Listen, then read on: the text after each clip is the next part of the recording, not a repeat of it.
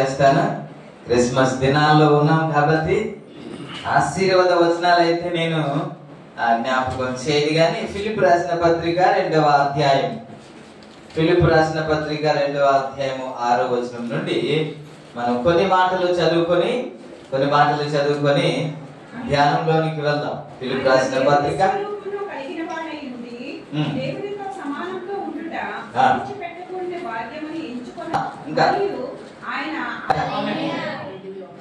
పరిశుద్ధాత్మ దేవుడు మన అందరితో మాట్లాడనుగా. ఆయన మాట్లాడుతుండగా వినే చెవులు, గ్రహించే మనసు మన అందరికి అనుగ్రహించునుగా. ప్రభు మీ అందరికి దీవించునుగా. Praise the Lord. హల్లెలూయా. ఉద్యోగం తగ్గకుండా స్తోత్రం చెప్పడానికి ప్రయత్నం చేస్తుంటే నాకు తెలుసు మీకు అనేక సమస్యలు ఉన్నాయి, అనేక కష్టాలు ఉన్నాయి, అనేక ఇబ్బందులు ఉన్నాయి. కాబట్టి అక్కడ పెట్టేసి రండి. దేవుని సన్నిధికి వచ్చిన తర్వాత కూడా అలాంటి మోకాలు పెట్టుకొని ఉండడానికి వీల్లేదు. దేవుని సన్నిధిలో సంపూర్ణ సంతోషం కలదు. సంతోషం దేవుడు మీకు అనుగ్రహించునుగా. Praise the Lord. హల్లెలూయా. చిరునవ్వు మీ ముఖంలో దేవుడు అనుగ్రహించునుగా. ఒక మాట మీకు జ్ఞాపకం చేశాను. దాస్ గారి ఇంట్లో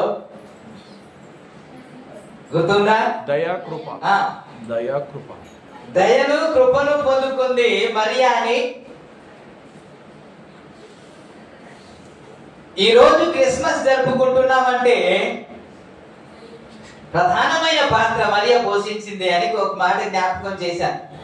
ఈ రోజు మనం ఆనందిస్తున్నాము అని అంటే దానంతటికి కారణం మరియా అని జ్ఞాపకం చేశాను. దేవునికి స్తోత్రం. అదేంటి? యేసు కదా. మరియా అంటారేంటి? ఆ అంశాన్ని బట్టి అలా మాట్లాడుతున్నాం. అలాగని యేసు కంటే మరియాని మనం హెచ్చించట్లేదు. యేసు కంటే మరియా గొప్ప అని మనం మాట్లాడలేదు. కానీ తాను వహించిన ఒక బాధ్యత, ఒక పాత్ర వివరించాను. ఈరోజు ఒక మాట మీకు జ్ఞాపకం చేస్తాను. ఈ సంఘటన మనం చదివాం కదా, ఈ సందర్భం మనం చదివాం కదా. ఇదంతా మనము దేని విషయంలో వింటూ వస్తున్నామంటే తగ్గించుకోవడం, దాని గురించే వింటూ వస్తున్నాం. అంతే కదా. ఇప్పటి వరకు తన్ను తాను తగ్గించుకోవడం దాని గురించే వింటున్నాం. ఈ మాట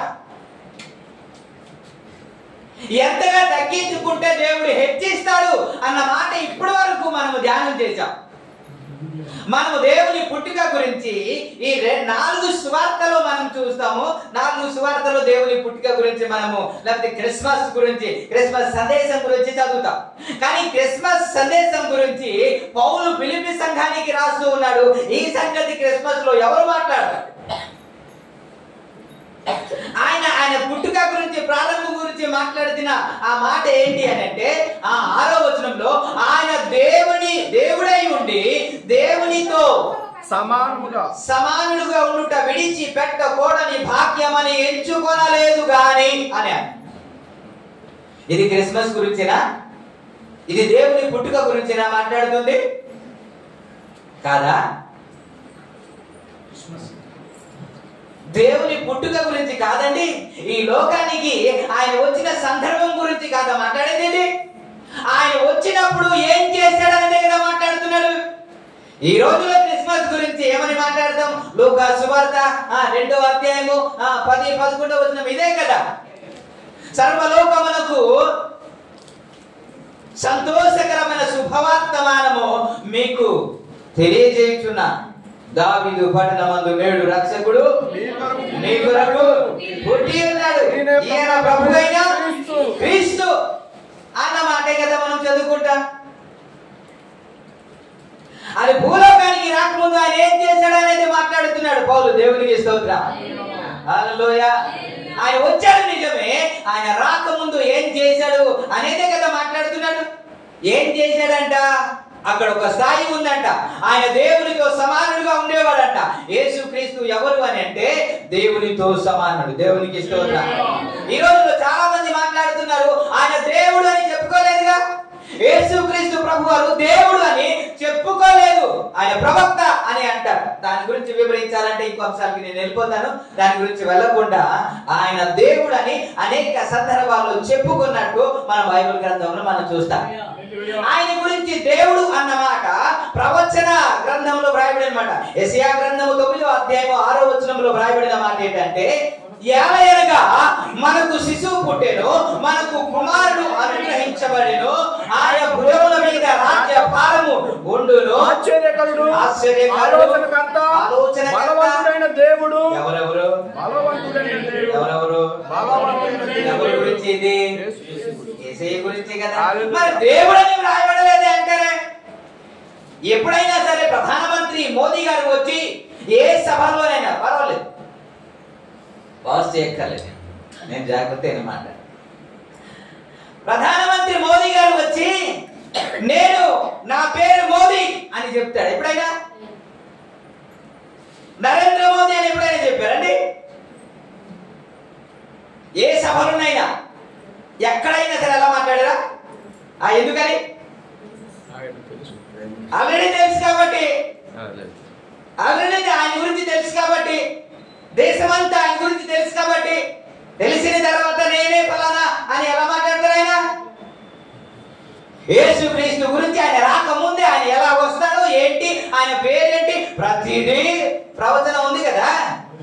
ప్రవచనం ఉన్నప్పటికీ కూడా దేవుడు ముందుగా ఆయన గురించి చెప్పినప్పుడు కూడా అవన్నీ అంతా తెలిసి మరలా నేను వచ్చి నేనే అని ఎందుకు మాట్లాడతాడు ఆయన? అయినా మాట్లాడాడు కొన్ని సందర్భం. మరలా పౌలు పరిశుద్ధాత్మ ద్వారా వ్రాస్తూ మాట్లాడుతున్న మాట ఏంటంటే ఆయన దేవునితో సమానుడు, ఆయన దేవునితో సమానుడు, ఆయనకు ఒక మహిమ ఉంది. మీ యోహాను సువార్త 17వ అధ్యాయం 5వ వచనంలో వ్రాయబడిన మాట ఏంటంటే, ద్రాక్షవల్లిని నేను 17వ అధ్యాయమా 17వ అధ్యాయము 5వ. తండ్రి లోకమును పుట్టక మునుపు, లోకము పుట్టక మునుపు నీ యొద్ద నాకు ఏ మహిమ ఉండెనో, నీ యొద్ద నాకు ఏ మహిమ ఉండేనో ఆ మహిమతో నన్ను ఇప్పుడు నీ యొద్ద మహిమపరచుము. దేవునికి స్తోత్రం. అక్కడ ఒక మహిమ ఉండేదంటే అండి, ఆయన దేవునితో సమానుడు, ఆయన మహిమ అక్కడ ఉండేది, ఆధిపత్యం ఉండేది, అక్కడ దేవునితో సమానుడుగా ఉండాలి. కానీ అవన్నీ విడిచిపెట్టిన రోజే కదా క్రిస్మస్. అదే విడిచిపెట్టకపోతే, అదే వదలకపోతే, అయ్యో అక్కడ నుంచి నేను రావడము మంచిది కాదు, ఈ వాతావరణం నుంచి, ఈ హోదా నుంచి, ఈ దేవుడు అనే పదం నుంచి నేను ఎందుకు రావాలి అని అనుకుంటే మనకు క్రిస్మస్ లేదు కదండి, మనకు రక్షణ లేదు కదా, మనకు విమోచన లేదు కదా, మనకు విడుదల లేదు కదా. ఆయన సర్వస్వం విడిచిపెట్టాడు కాబట్టి ఈ రోజు క్రిస్మస్ జరుపుకుంటున్నాం మనము. క్రిస్మస్ సందేశంలో దేవుడు నీ కొరకు వచ్చాడు, నిన్ను ఆశీర్వదించడానికి వచ్చాడు, నిన్ను విమోచించడానికి వచ్చాడు, నిన్ను రక్షించడానికి వచ్చాడు. మంచిదే, మంచిదే, రక్షించడానికి వచ్చాడు, నేను కాదన్నాను. కానీ ఆయన రాకముందు ఏం చేశాడంట? పరలోకాన్ని విడిచిపెట్టాడండి.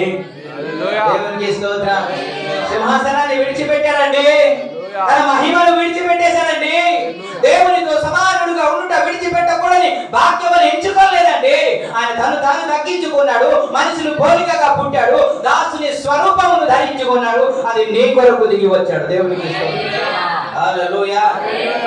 ఇంతగా తగ్గించుకొని, ఇంతగా సర్వస్వం విడిచిపెట్టి ఆయన మన కొరకు వస్తే, ఈ భూలోకానికి వస్తే మనం హ్యాపీ క్రిస్మస్ చేసుకుంటున్నాం తప్ప మనకంటూ ఏ పాత్ర ఉంది అనేది ఇప్పటి వరకు కాదు కదా మాట్లాడేది. అసలు మనం ఏం చేయాలి? ప్రతిరోజు డెకరేషన్ చేసి క్రిస్మస్ రాగానే డిసెంబర్ 1 నుంచి జనవరి 1 వరకు డెకరేషన్ చేసుకొని, కొత్త బట్టలు వేసుకొని, బిర్యానీ తింటూ, రకరకాల ఏం చేస్తూ, అక్కడక్కడ తిరుగుతూ ఎంజాయ్ చేయడమే తప్ప ఇంకొక పాత్ర మంది లేదా? ఏమంటే హ్యాపీ క్రిస్మస్ అని చెప్పుకోవడమేనా? ఇంకేమైనా ఉందా? అందుకే మీ ముఖాలు చెదిరిపోతాయి. క్రిస్మస్ సందేశం కొద్ది వేరుగా ఉంటే నువ్వు జాగ్రత్త అన్న. క్రిస్మస్ సందేశం ప్రభునామానికి మహిమ కలుగును గాక. స్తోత్రం. ముఖం చిరునవ్వుతూ ఉండాలి. ఏ దినాల్లో ఉన్నాం? క్రిస్మస్ దినాల్లో ఉన్నాం, పుట్టినరోజు సందర్భంలో ఉన్నాం కాబట్టి చిరునవ్వుతూ ఉండాలి. ప్రభునామానికి మహిమ కలుగును గాక. దేవుడు ఏం చేశాడంటే పరలోకాన్ని ఎవరి కొరకు? ఎవరి కొరకు? మన కొరకు విడిచిపెట్టాడు. కాబట్టి మనం ఏం చేయాలి? మనం హ్యాపీ క్రిస్మస్ చేయాలి. అంతేనా? ఇంకా చెప్పాలంటే మనం చేసుకుంటున్నాం కానీ శిష్యులు ఎప్పుడైనా చేశారండి? ఆదిమ సంఘం ఎప్పుడైనా చేసిందండి? మరి మనం ఎందుకు చేస్తున్నాం? వారు ఎందుకు చేయలేదు? ఎప్పుడైనా గమనించారా? బైబిల్ ఎప్పుడైనా అలాగా ఆ ఉద్దేశంతో చదివారా? అది అలా చదవం, చెబుతున్నారు, వినేసి వెళ్ళిపోతాం. వారు ఎందుకు చేయలేదు, మనం ఎందుకు చేస్తున్నాం? అసలు ఏంటి సారాంశం? ఇంకా చెప్పాలంటే మనకు మాదిరి ఎవరు అని అంటే ఆదిమ సంఘమే కదా. మన బోధ ఏంటంటే అపొస్తలుల బోధే కదా. ప్రభు నామానికి స్తోత్రం. వాళ్ళైతే చేయలేదు కానీ జీవించారు. వాళ్ళైతే చేయలేదండి, వాళ్ళు జీవించారు. మరి మీరు నేను ఏం చేయాలంటే 5వ వచనంలో అదే అంటాడు. 5వ వచనంలో క్రీస్తు యేసునకు కలిగిన ఈ మనస్సు మీరును ఏ మనస్సు అది? ఏ మనస్సు అది? అది దేవునితో సమానుడుగా విడిచిపెట్టకూడని భాగ్యమని ఎంచుకోలేదాయా. ఆయన సర్వస్వం విడిచిపెట్టేశాడు. సర్వస్వం నీ కొరకు నా కొరకు విడిచిపెట్టి భూలోకానికి వచ్చిన రోజే క్రిస్మస్ అండి. ఈ రోజు క్రిస్మస్ అంటాం కానీ ఏది విడిచిపెట్టాం? హ్యాపీ క్రిస్మస్ చెప్తాం, ఏది విడిచిపెట్టాం? అసలు దేవుని ఉద్దేశం ఏంటి? దేవుని హృదయంలో ఆలోచన ఏమిటి అని అంటే ఆయన విడిచిపెట్టాడు కాబట్టి మీరు కూడా విడిచిపెట్టాలన్నది కదా. అదేగా ఫిలిప్పీ రాసిన పత్రికలో అంటాడు, క్రీస్తు యేసునకు కలిగిన ఈ మనస్సు మీరు కూడా కలిగి ఉండాలి. అప్పుడే నిజమైన క్రిస్మస్. అప్పుడే తండ్రి హృదయం ఆనందించబడుతుంది. తండ్రి నిన్ను బట్టి నన్ను బట్టి ఆనందిస్తాడు. ఈయన నా ప్రియ కుమారుడు, ఈయన నందు నేను ఆనందించుచున్నాను అనే మాట ఇంక ఎవరి జీవితంలో పలకలేదండి, నా యేసయ్య జీవితం ద్వారానే పలికాను. అది నీ గురించి పలికితే, నా గురించి పలికితే, నా సంఘం గురించి, మన కుటుంబం గురించి దేవుడు ఆ మాట పలికితే ఎంత బాగుంటది. ప్రభునామానికి మహిమ కలుగును. స్తోత్రం. తండ్రి అయిన దేవుడు ఆనందించాలంటే క్రీస్తు యేసునకు కలిగిన ఈ మనసు మీరును. ఆయన విడిచిపెట్టాడు కాబట్టి ఈ రోజు మనకు భాగ్యం వచ్చిందండి. ఆయన విడిచిపెట్టాడు కాబట్టి సమూహంగా కూడుకున్నామండి. ఆయన విడిచిపెట్టాడు కాబట్టి పాపం నుండి శాపం నుండి విడిపించబడ్డామండి మనం. స్తోత్రం. హల్లెలూయా. ఆయన కొరకు కూడా మనం ఏదో ఒకటి ఏం చేయాలి? ఏం చేయాలండి? గడిచిన వారంలో నేను మాట్లాడుతూ మనం ఇంకొకరికి ఆశీర్వాదకరంగా ఉండాలంటే మనము కొంత శ్రమలు అనుభవించాలి. మనం శ్రమను అనుభవించకుండా మన ద్వారా ఇంకొకరు ఆశీర్వదించబడరు, మన ద్వారా ఇంకొకరు దీవెన పొందరు, మన ద్వారా ఇంకొకరు సంతోషించలేరు. కాబట్టి మరియ శ్రమలు అనుభవించడానికి ఇష్టపడింది. ఇప్పుడు మనం హ్యాపీ క్రిస్మస్ చెప్పుకోవడానికి కారణమైంది. స్తోత్రం. నీవు నేను విడిచిపెట్టగలిగితే దేవుడు విడిచిపెట్టినందుకు లోకానికి లోక కళ్యాణం ఎలాగైతే జరిగిందో నీవు నేను కొంత విడిచిపెట్టగలిగితే మీరు ఆశీర్వదించబడతారు, అనేకులకు ఆశీర్వాదకరంగా మారుతారు. ఇదే నేను చెబుతున్న హ్యాపీ క్రిస్మస్. అబ్రహాము దీవించాడని అంటాం కదా. అబ్రహామును ఎంతగా దీవించాడు అని మనం అంటాం. ఎందుకు దీవించాడు అని మనం ఆలోచించాం. అబ్రహామును దీవించినట్టు నన్ను కూడా దీవించు అని ప్రార్థన చేసి ఉంటారు చాలా మంది. చేశారా? చేసిన వాళ్ళు స్తోత్రం చెప్పండి. అలా చేసిన కదా అబ్రహాము విడిచిపెట్టినట్టు నేను కూడా విడిచిపెడతాను అనే ప్రార్థన మాత్రం రాదు. 12వ అధ్యాయం 1వ వచనం చదవండి. మీ బంధువుల యొద్ద నుండి, నీ దేశం నుండి, నీ పితరుల యొద్ద నుండి యెహోవా నీవు లేచి నీ దేశం నుండి, నీ బంధువుల యొద్ద నుండి, నీ తండ్రి ఇంట నుండి బయలుదేరి నేను నీకు చూపించిన దేశమునకు వెళ్ళుము. నిన్ను గొప్ప జనముగా చేసి నిన్ను ఆశీర్వదించి నీ నామమును గొప్ప చేయుదును.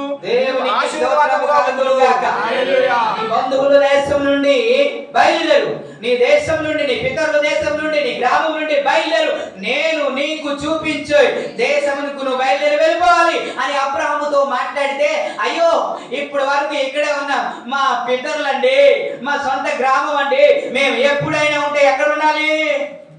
మాట్లాడండి. అటు చూసుకుంటారంటే ఇద్దరు. నేను వాక్యం మాట్లాడుతున్నాను. ఒకవేళ సెటిల్ అవ్వాలంటే ఎక్కడ సెటిల్ అవ్వాలి? సెటిల్ అయిపోవాలండి. నిజానికి అబ్రహాం కూడా ఎక్కడ సెటిల్ అవ్వాలి? చెప్పండి, ఇప్పుడు చెప్పండి. సొంతంలో సెటిల్ అయిపోవాలండి. అప్పుడు అనాలి, అయ్యా ఇక్కడే పుట్టానయ్యా, ఇక్కడే మా వాళ్ళు ఉన్నారయ్యా, మా బంధువులందరూ ఇక్కడ ఉన్నారయ్యా, మా బంధువులందరూ ఇక్కడ ఉంటుండగా ఎక్కడికో వెళ్ళిపోమని ఎలాగంటావు? ఎలాగెళ్ళావు? నాకు కుదరదు, ఇంకొకటి చెప్పు, ఇంకో ఆప్షన్ ఇవ్వు, అది నేను చూస్ చేసుకుంటాను అని అనలేదు అబ్రహాం. దేవునికి స్తోత్రం. దేవుని చిత్తము జరగాలంటే ఏది విడిచిపెట్టాలో అది విడిచిపెట్టాలి. దేవుని కోరిక నెరవేర్చబడాలంటే ఏది విడిచిపెట్టమంటే అది విడిచిపెట్టాలి. అది బంధువులైనాను, అది కుటుంబంలో, అది పితరులైనాను, అది స్నేహితులైనాను, అది ఎవరైనా సరే దేవుడు విడిచిపెట్టమంటే దేవుని చిత్తము జరిగించడానికి అది సర్వస్వం విడిచిపెట్టనే పరలోకానికి వారసులుగా మారతారు. దేవునికి స్తోత్రం.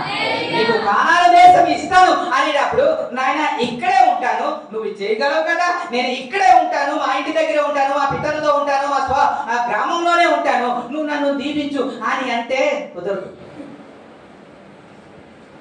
దేవుడు చెప్పినట్టు బయలుదేరి రావాలి. 5వ వచనంలో రాయబడిన మాట ఏంటంటే తన భార్య అయిన సారాను, తన కుమారుడైన లోతును, తానును వారును అర్జించిన సమస్తమును వెంటబెట్టుకొని కానాను దేశానికి వచ్చేసాడంట. ఇంతగా వివరంగా ఎందుకు రాశాడు తెలుసండి? ఒక్క చిల్లి గవ్వ కూడా అక్కడ విడిచిపెట్టలేదు. అక్కడ ఒక చిల్లి గవ్వ కూడా విడిచిపెట్టలేదు. అయ్యో అక్కడ ఉండిపోయింది కాబట్టి మరలా నేను వెళ్ళాలి అనే మనసు వస్తదేమో అని యావదాస్తును ఏదైతే అర్జించారో, ఏదైతే సంపాదించారో ప్రతిదీ పట్టుకొని ఇక్కడ మాకు ఏ సంబంధం లేదు, దేవుడు ఇది విడిచిపెట్టమని చెప్పాడు కాబట్టి ఇక్కడ నుంచి మనం వెళ్ళిపోతాం, మరలా రావడానికి కాదు, మరలా సందర్శించడానికి కాదు, అప్పుడప్పుడు వెళ్ళడానికి కాదు, శాశ్వతంగా నేను వెళ్ళిపోవాలంటే ఇక్కడ చిల్లి గవ్వ కూడా ఉండకూడదు అని మొత్తం అన్ని పట్టుకొని కానాను దేశానికి వచ్చేసాడు. దేవునికి స్తోత్రం. మరి కానాను దేశంలో ఎవరు ఉన్నారు అని అంటే ఎవరు లేరు. ఎక్కడికి వెళ్తామంటే అడ్రస్ తెలియదు, ఎక్కడ నివాసం చేస్తామంటే అది కూడా తెలియదు. కానీ దేవుడు చెప్పాడు కాబట్టి వెళ్ళిపోయాడు. దేవునికి స్తోత్రం. హల్లెలూయా. అలా విడిచిపెట్టినందుకు కదా దేవుడు దీవించాడు. అంతే కదా. 24వ అధ్యాయము 1వ వచనంలో ఏమని ఉంటది? అబ్రహాము బహుకాలం గడిచిన వృద్ధుడాయెను. అబ్రహాము బహుకాలం గడిచిన తర్వాత వృద్ధుడై ఉండెను. అన్ని విషయంలోనూ అబ్రహాము దీవించాడు. దేవునికి స్తోత్రం కలుగుగాక. అబ్రహాము ఆశీర్వాదం మీ మీదకి వచ్చునుగా. అబ్రహాం విడిచిపెట్టినట్టు మీరు కూడా విడిచిపెట్టుదురుగా. అలాగని మీ స్వగ్రామాన్ని విడిచిపెట్టండి అని నేను చెప్పట్లేదు. ఏమి విడిచిపెట్టాలో కొన్ని ఉంటే అది చెప్పడానికి ప్రయత్నం చేస్తున్నాను. ప్రభు నాకు సహాయం చేయదుగా. హల్లెలూయా. కాబట్టి విడిచిపెట్టకుండా ఆశీర్వాదం ఉండదు. యేసయ్య విడిచిపెట్టాడు కాబట్టి ఈ రోజు మనకి హ్యాపీ క్రిస్మస్ ఉంది, మనకి విడుదల, మనకు రక్షణ. ఆయన విడిచిపెట్టాడు కాబట్టి వచ్చిందండి. కాబట్టి క్రీస్తు యేసుకు కలిగిన ఈ మనస్సు మీరును కలిగి ఉండండి. అబ్రహాం సమస్తాన్ని విడిచిపెట్టి వచ్చేశాడు. దేవుడు మాట ఇచ్చినట్టు ఖచ్చితంగా దీవించాడు. హల్లెలూయా. ఆయన మాట ఇస్తే మాట మనం నమ్మదగని వారమైనప్పటికీ కూడా ఆయన నమ్మదగిన దేవుడు. చాలా పాటలు పాడతాను కదా. నమ్మదగిన దేవుడవు నీవే యేసయ్యా, నమ్ముకున్ననయ్యా నిన్నే నా యేసయ్యా, నమ్ముకున్ననయ్యా. ఆయన నమ్మదగిన దేవుడు. మనం నమ్మదగని వారమైనప్పటికీ కూడా ఆయన మాట ఇచ్చి నెరవేర్చే దేవుడు. ఆయన ఒక మాట ఇస్తే ఆయన అబద్ధం ఆడడానికి నరుడు కాదు, పశ్చాత్తాపపడడానికి నరపుత్రుడు కాదు. ఆయన ఒక మాట ఇస్తే ఖచ్చితంగా ఆయన నెరవేరుస్తాడు. అబ్రహాముకు మాట ఇచ్చాడు, నువ్వు దేశాన్ని విడిచిపెడితే నిన్ను గొప్ప జనాంగంగా చేస్తాను, నీకు ఆశీర్వదిస్తాను, నీ మూలంగా అనేక మంది ఆశీర్వదించబడతారు. ఆశీర్వాదం నీకెందుకు రాకూడదు, నువ్వెందుకు ఇంకొకరికి ఆశీర్వాదకరంగా ఉండకూడదు, నీకెందుకు గొప్ప జనంగా దేవుడు చేయకూడదు అని అంటే కొన్ని విడిచిపెట్టాం. ఎన్ని పరిస్థితులైనా సరే విడిచిపెట్టాం. రూతు ఆశీర్వదించబడింది కదా, ఆశీర్వదించబడిందా? రూతు ఆశీర్వదించబడిందా లేదా? రూతు ఆశీర్వదించబడ్డమే కాకుండా మోయాబురాలైనప్పటికీ కూడా, శపించబడిన వంశంలో పుట్టినప్పటికీ కూడా, దేవునికి వ్యతిరేకంగా ఉన్న జనాంగంలో ఉన్నప్పటికీ కూడా, వారిలో 10వ తరము వారు కూడా అంటే దేవుని సమాజంలో చేరకూడదని దేవుని ఆజ్ఞ ఉన్నప్పటికీ కూడా ఆ రూతు ఇప్పుడు ఎలా మారింది అంటే, ఆశీర్వదించబడ్డమే కాకుండా యేసు తల్లి అయినా ఆ జనాభా సంఖ్యలో వ్రాయబడుటకు కారణమైంది. దేవునికి హల్లెలూయా. తన వంశంలో నుండి రావడానికి కారకురాలైంది. ప్రభునామానికి రూతు గ్రంథం 1వ అధ్యాయం 6వ వచనంలో వ్రాయబడిన మాట ఏమిటి అని అంటే, మోయాబు దేశం నుండి విడిచిపెట్టి వచ్చేసారు కదా. అలా ఉండండి, తర్వాత చదువుతారు. మోయాబు దేశం ఈ బెత్లెహేంను విడిచి మోయాబు దేశానికి వెళ్ళిపోయారు కదా. బెత్లెహేంలో కరువు ఉందని ఇప్పుడు మోయాబు దేశానికి వెళ్ళి ఏదైనా సంపాదించాలని అక్కడికి వెళ్ళిపోయిన తర్వాత, అక్కడ సర్వస్వం కోల్పోయిన తర్వాత ఇప్పుడు ఏమని విన్నారంట? మోయాబు దేశంలో విన్నారంటే ఏంటి అని అంటే, బెత్లెహేంలో దేవుడు మరలా తన ప్రజల్ని దర్శిస్తున్నాడు, ఆహారాన్ని ఇస్తున్నాడు అని ఎప్పుడైతే వారికి వినబడిందో అప్పుడు ఇప్పుడు చదవండి 6వ వచనంలో ఆహారం ఇచ్చుటకు యెహోవా తన జనులను దర్శించినని ఆమె మోయాబు దేశములలో వినును. కనుక మోయాబు దేశము విడిచి వెళ్ళుటకై ఆమెయు ఆమె కోడలు ప్రయాణమయ్యిరి. కాబట్టి మోయాబు దేశము విడిచి పెట్టుటకు ఏం చేయడానికి? ఏంటి విడిచి అనే పదాన్ని మీరు పట్టుకోండి. నేను సమానుడుగా విడిచి పెట్టకూడని భాగ్యమని ఎంచుకొనలేదు అనే మాట తీసుకొని జ్ఞాపకం చేస్తున్నాను. ఇప్పుడు మోయాబు దేశంలో ఉన్నారు. ఇప్పుడు మరలా దేవుడు ఆహారం ఇస్తున్నాడని వారికి దర్శించాడని మోయాబు దేశంలో విన్నారు. ఇప్పుడు మరలా ఆ ఆశీర్వాదం పొందాలన్నా, మునుపటి ఆశీర్వాదానికి రావాలన్నా, మునుపటి సంతోషం కావాలన్నా, మునుపటి ఆనందం కావాలన్నా, మునుపటి సంపూర్ణ సంతోషం మీ జీవితంలో మీ కుటుంబంలో కావాలన్నా ఏం చేయాలి? మోయాబు దేశంలో ఉంటే అవ్వదంట. మోయాబు దేశాన్ని విడిచిపెట్టగలిగితే మరలా ఆశీర్వాదం వస్తుంది.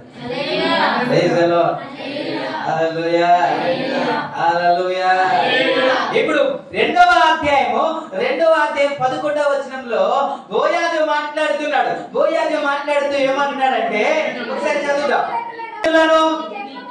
నీ జన్మభూమిని విడిచి ఇంతకు ముందు నీవు ఎరుగని జనాంగం దగ్గరికి నువ్వు వచ్చావు కదా. యెహోవా నీవు చేసిన దానికి తగిన ఆశీర్వాదం అనుగ్రహించునుగాక. Praise the Lord. ఇప్పుడు ఏం చేసిందంట? తల్లిదండ్రుల్ని విడిచిపెట్టేసిందంట. నిజానికి చెప్పాలంటే స్త్రీలందరూ తప్పుగా అనుకుంటే, స్త్రీలందరూ తల్లి చాలు బిడ్డే అనుకోవాలి. దేవునికి ఇష్టం. అలాగని తల్లిదండ్రులు ప్రేమించవద్దని బైబిల్ చెప్పలేదు. తల్లిదండ్రులు సన్మానించమని చెప్పి, ఇప్పుడు రూతు తల్లిదండ్రులు విడిచిపెట్టకపోతే ఆశీర్వాదము ఉండదు. అక్కడ మాట్లాడుతున్న మాట ఏంటంటే, నీ తల్లిదండ్రులను నువ్వు విడిచిపెట్టేశావు, నీ స్వదేశాన్ని విడిచిపెట్టేశావు, గ్రామాన్ని విడిచిపెట్టేశావు, కుటుంబాన్ని చిన్నప్పటి నుంచి పుట్టి పెరిగిన ఆ గ్రామాన్ని, దేశాన్ని, లోకాన్ని, లేకపోతే ప్రజలందరినీ, బంధువుల్ని విడిచిపెట్టి రావడం అంటే అంత సులువైన విషయము కాదండి.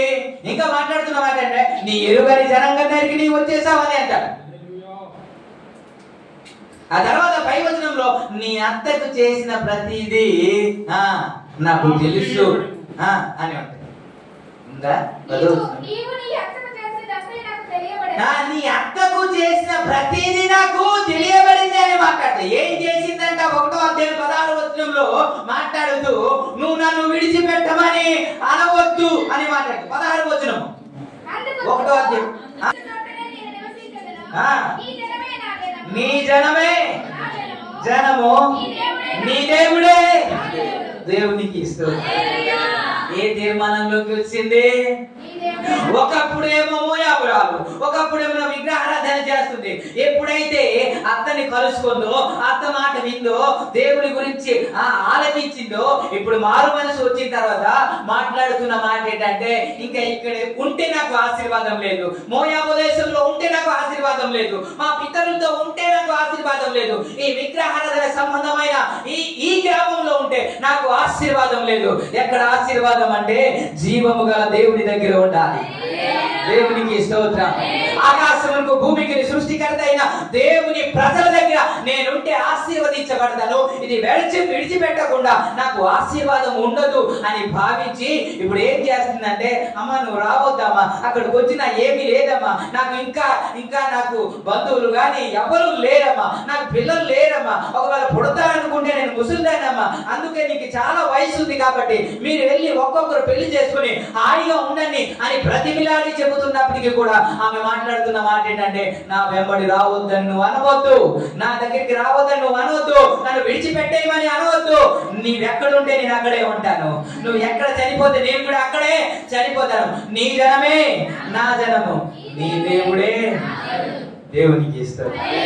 నీ అత్తకు చేసిందంతా నాకు తెలిసింది. ఏం చేసావు తెలుసా? నీ పితరులను విడిచిపెట్టేశా, నీ జన్మభూమిని విడిచిపెట్టి ఇప్పటి వరకు ఎరుగని దేశానికి వచ్చావు, ప్రజల దగ్గరికి వచ్చావు.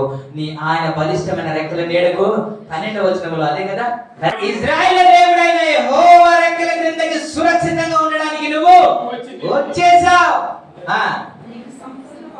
నీకు సంపూర్ణ బహుమానం ఆయన ఇచ్చునుగాక అన్నాడు. దేవునికి స్తోత్రం. ఎక్కడికి వచ్చేసింది? ఆయన బలిష్టమైన రెక్కల నీడకి దేవుడు సమృద్ధిగా ఆశీర్వదించాడు. విడిచిపెట్టకుండా ఏ ఆశీర్వాదము ఉండదండి. మనం విడిచిపెడితే మనం ఆశీర్వదించబడతాము, అనేకులకు ఆశీర్వాదకరంగా. హెబ్రీ రాసిన పత్రిక 12వ అధ్యాయం 1-2 వచనంలో సమూహము మనలను ఆవరించినట్లుగా మనము కూడా ప్రతి భారమును సులువుగా చిక్కులు పెట్టే పాపమును విడిచిపెట్టి అని అంటారు. ఓకే, పాయింట్ అంతా ఏంటంటే విడిచిపెట్టి. తీసారా? 12వ అధ్యాయం హెబ్రీయులకు రాసిన పత్రిక 12వ. దాన్ని కొనసాగించువాడు నాయన యేసు వైపు చూచుచు మన ఎదుట ఉంచబడిన పందెములో ఓపికతో ఇవన్నీ పరిగెత్తక ముందు చెబుతున్న మాట, ప్రతి భారమును సులువుగా చిక్కులు పెట్టే. ఇప్పుడు చెప్పండి, సులువుగా చిక్కులు పెట్టే పాపము ఏంటో మీకు గుర్తు రావాలి కదా. చిన్న దానికే చిక్కులు పెట్టేస్తుంటాడు, చిన్న దానికే గలిబిలు పెట్టేస్తుంటాడు, చిన్న దానికే పెద్దగా రైట్ చేసేస్తున్నాడు. మీరు కాదు, వాడు. దేవుడికి స్తోత్రం. హల్లెలూయా. స్తోత్రం చెప్పు. కాబట్టి ఈ సులువుగా చిక్కులు పెట్టే పాపం ఏం చేయాలంట? విడిచిపెట్టకుండా మనం పరిగెత్తలేం సుమా. ఇది విడిచిపెట్టకుండా మనం పరిగెత్తాలంటే, పరుగు రంగంలో ఉండాలంటే, మనం పరిగెత్తాలంటే యేసు వైపు చూస్తూ పరిగెత్తాలి. కానీ ఇవన్నీ పట్టుకొని మాత్రం పరిగెత్తలే. కాబట్టి పరిగెత్తే వారిని చూడండి, తేలికైన వస్త్రము వారు వేసుకుంటారు, తేలికైన వస్త్రము వేసుకుంటారు. ఒక జర్కిన్ వేసుకుంటాడు, లోపల ఒక టీ షర్ట్, ఆ తర్వాత ఒక జర్కిన్, ఆ తర్వాత ఒక ప్యాంటు, ఆ తర్వాత ఒక ట్రౌజరు, ఇవన్నీ వేసుకుంటాడా? అంటే అన్నట్టు చిన్నది కదా. అదే పరిగెత్తే వారు చూడలేదా? అది మేము ఎప్పుడు చూడలేదండి. రన్నింగ్ రేస్ అంటే మాకు అసలు తెలియదండి, కొత్తగా చెప్తున్నారండి మీరు. అది ఈ రోజు నుంచి చూస్తామండి అన్నట్టు మీరు చూస్తున్నారు. ప్రభు నామానికి మహిమ కలుగును. స్తోత్రం. ఎంత తక్కువ వస్త్రాన్ని ధరించుకుంటే అంత వేగంగా పరిగెడతారండి. కాబట్టి వారికి ఏ భారము వారి మీద ఉండకూడదు. కాబట్టి ప్రతి భారమును సులువుగా చిక్కులు పెట్టి ప్రతి పాపమును ఏం చేయాలి? విడిచిపెడితే ఆ పాటికి అర్థం ఉంటది కదా. గురు యొద్దకే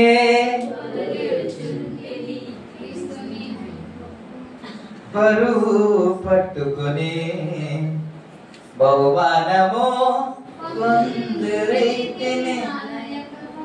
అని పాడేస్తాం కానీ వెనకాతల మాత్రం మీరు యాత్రికుని ప్రయాణం అనే పిక్చర్ మీరు చూసే ఉంటారు కదండి, చూసుంటారా?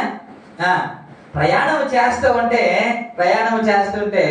ప్రతి భారమును సిలువుగా చిక్కులు పెట్టే పాపం ఏదో ఒకటి ఉంది. కొలసి రాసిన పత్రిక 3వ అధ్యాయము 8వ వచనంలో వ్రాయబడిన మాట, 8వ వచనంలో వ్రాయబడిన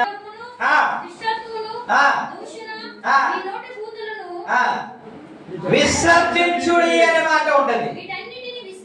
వీటన్నిటిని విసర్జించుడి అన్న విడిచిపెట్టండి అన్న ఒకటే భావం. ఏది విడిచిపెట్టాలి? ఏదైనా విడిచిపెడతాం కానీ ఇది మాత్రం ఆయన మాత్రం విడిచిపెట్టి వచ్చేయాలి. దేవునికి స్తోత్రం. ఎవరు? ఆయన విడిచిపెట్టి వచ్చేయాలి. ఆయన దేవునితో సమానుడిగా ఉండుట విడిచిపెట్టకున్న భాగ్యాన్ని ఎంచుకోనుకుంటే ఆయన దిగి వచ్చేయాలి. ఆ సింహాసనం విడిచిపెట్టేయాలి, మహిమను విడిచిపెట్టాలి, నీ కొరకు దిగి వచ్చేయాలి, నేను ఆశీర్వదించడానికి, నేను విడిపించడానికి దిగి వచ్చేయాలి. మనం మాత్రం బంగారం. ఇప్పుడు వరకు ఏది విడిచిపెట్టావు? ప్రభు కొరకు. ఆయన విడిచిపెట్టాడు కదా, ప్రభు కొరకు ఇది విడిచిపెట్టాం అని ఒక్కొక్కరు నిలబెట్టి కానీ సాక్ష్యం అడిగితే మరి ఏం చెబుతారు నాకైతే తెలియదు. ఏది వదిలేసావు? ఆయన వదిలేడు కదా. క్రీస్తు యేసునకు కలిగిన మనసు మీరును కలిగి ఉండండి అన్నాడు కదా. ఏది వదిలిన నాడే నిజమైన క్రిస్మస్. Praise the lord. బట్టలు వేసుకుంటే క్రిస్మస్ కాదు, బిర్యానీ వండుకుంటే క్రిస్మస్ కాదు, స్టార్ పెట్టుకుంటే క్రిస్మస్ కాదు. ఏది విడిచిపెడితే హల్లెలూయా. కొంతమంది అంటూ ఉంటారు పైనేమో స్టార్ అంట. నేను అనలేదమ్మో, నేను ఒక లైన్ అన్నాను, మీరు అంటున్నారు పైన స్టార్ ఉంటది కదా, ప్రయోజనమేమి లేదు కదా. ఏది విడిచిపెట్టాలో అది విడిచిపెట్టేయాలి. సందర్భంలో పేతురు మాట్లాడుతున్నాడు. మత్తయి సువార్తలో 19వ అధ్యాయం వచనంలో పేతురు మాట్లాడుతూ ఇదిగో మేము సమస్తమును విడిచిపెట్టి నిన్ను వెంబడించితిమి, మాకు ఏమి దొరుకును అని. ఓకే సమస్య అన్ని వదిలేసాం కదా, మాకు ఏమి అని అడిగాడు. ఇదే మాట లూకా సువార్తలో 18వ అధ్యాయము 28వ వచనంలో కూడా ఉంటది. లూకా సువార్త మేము విడిచిపెట్టేశాం కదా, మాకు ఏమి ప్రయోజనం అని అడిగింది. ఇది కూడా అదే. అయితే ప్రభు వారు చెబుతున్న మాట ఏంటంటే ఎవరైతే విడిచిపెడతారో పరమందు మాత్రమే కాకుండా ఇహమందు కూడా దేవునికి స్తోత్రం. హల్లెలూయా. ఇహమందు ఆశీర్వదించబడాలి అని ఏంటంటే కొన్ని విడిచిపెట్టాలి అనేదే కదా దేవుడు మాట్లాడుతున్నాడు. అయితే నేను చెప్పట్లేదు మీ పిల్లల్ని వదిలేయండి, మీ కుటుంబాన్ని వదిలేయండి, మీ గ్రామాన్ని వదిలేయండి, మీ బంధువులను వదిలేయండి అని నేను చెప్పట్లేదు. అపొస్తలుల సందర్భం అది వేరు, ఇప్పుడు మనము మాట్లాడుతున్నది వేరు. మనం విడిచిపెట్టవలసింది కొన్ని ఉన్నాయి, వారు విడిచిపెట్టవలసింది అప్పుడు అవి. ప్రభునామానికి హల్లెలూయా. వాళ్ళు సమస్తాన్ని విడిచిపెట్టేశారు కాబట్టి దేవుడు మాట్లాడుతున్న మాట ఏంటంటే మత్తయి సువార్త 19:27లో మనం చూసుకున్నాము. పునర్జన్మమందు ఆ సింహాసనం మీద నేను కూర్చొని పరిపాలన చేసినప్పుడు 12 మంది మీరు కూడా 12 సింహాసనం మీద కూర్చొని 12 గోత్రాలకు మీరు తీర్పు తీరుస్తారు అని కదా దేవుడు మాట్లాడాడు. దేవునికి స్తోత్రం. ఇంత భాగ్యం ఎక్కడ వచ్చింది, ఏ విధంగా వచ్చింది అని అంటే వారు విడిచిపెట్టుట వలన దేవుడు ఆశీర్వదించాడు. దేవునికి స్తోత్రం. హల్లెలూయా. విడిచిపెట్టకుండా ఏమి ఉండదు. మనం ఇప్పుడు చదువుకున్నాం కదా, అన్ని నామముల కంటే పై నామముగా దేవుడు చేశాడని మనం చదువుకున్నాం కదా. దేవుని మహిమార్థమే ప్రతి నోరు ప్రతి నాలుక యేసే ప్రభు అని ఒప్పుకొనున్నట్లు అన్ని నామముల కంటే పై నామముగా దేవుడు హెచ్చించాడని మనము చదువుకున్నాం కదా. ఇంత హెచ్చు ఎలాగో వచ్చింది అని అంటే దేవుడు విడిచిపెట్టాడు. దేవునికి స్తోత్రం.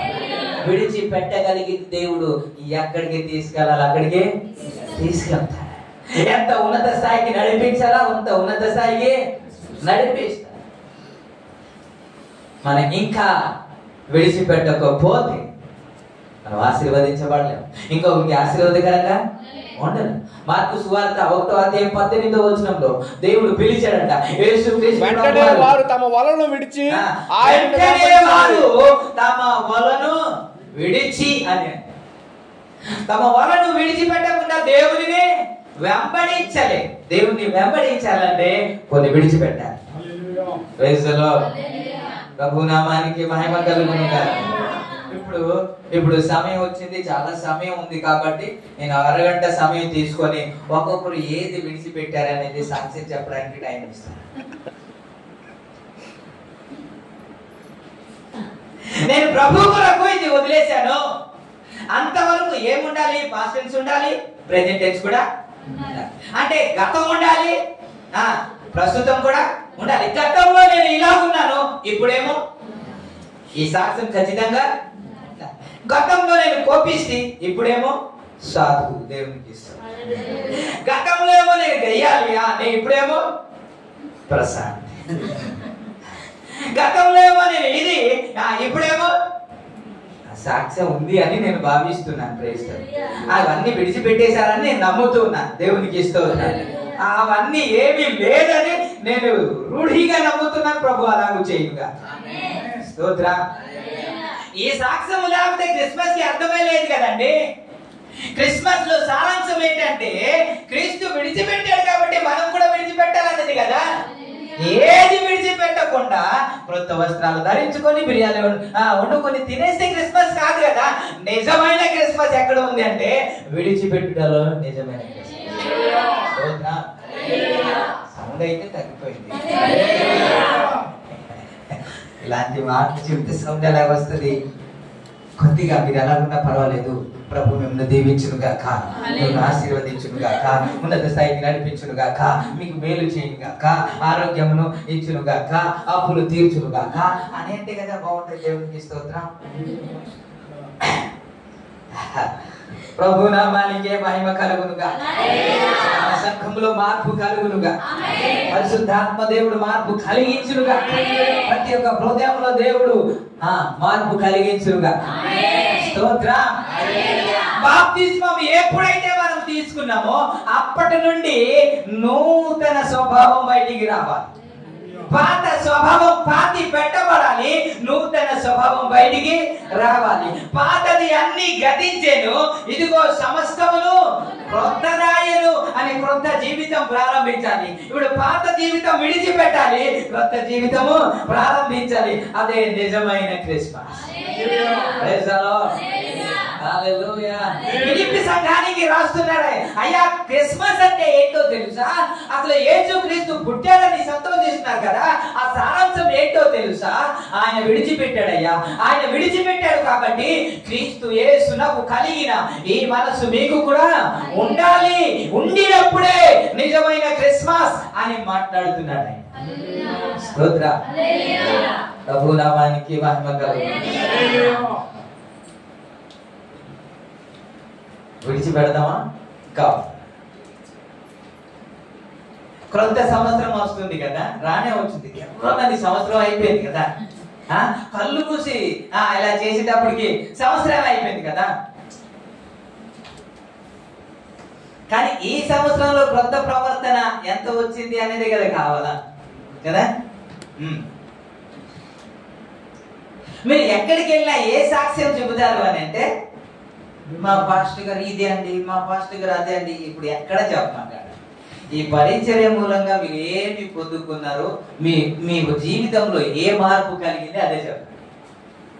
అంతేగాని మనుషుల్ని హెచ్చించడం కానీ కాదు. ఈ పరిచర్య మూలంగా ఇక నా బ్రతుకు ఇలా ఉండేది, ఇప్పుడు నేను ఇదే కదా సాక్ష్యం. ఈ సాక్ష్యం ఉండగలిగితే క్రిస్మస్ మీలో ఉన్నట్టే. హల్లెలూయా, స్తోత్రం, ప్రభునామానికి మహిమ కలుగును. అపోస్తలులు మొత్తం అందరూ అన్ని విడిచిపెట్టి వచ్చేసారంట, ప్రభు సన్నిధికి వచ్చేసారంట. అవన్నీ పట్టించుకోలేదు, సమస్తాన్ని ఆనందాన్ని. ఆ పౌలు అయితే నాకు ఏదైతే సంతోషకరంగా ఉందో, ఏదైతే నాకు ఆనందకరంగా ఉందో సర్వస్వము దేవుని కొరకు విడిచిపెట్టేశానంట. స్తోత్రం, హల్లెలూయా, హల్లెలూయా. అదేంటో చర్చికి రావడానికి కొన్ని విడిచిపెట్టలేదు. చర్చికి రావడానికి కొన్ని విడిచిపెడితేనే కానీ మీరు రాలేరండి. కొన్ని వదిలితే గానీ మీరు దేవుని సన్నిధికి రాలేరు.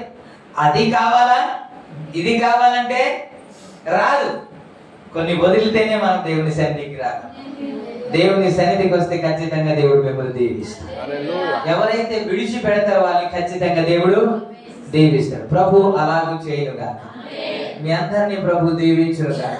క్రిస్మస్ సంతోషం మీ హృదయంలో అనుగ్రహించునుగా. ఈ మాటలో దేవుడు ఆశీర్వదించును.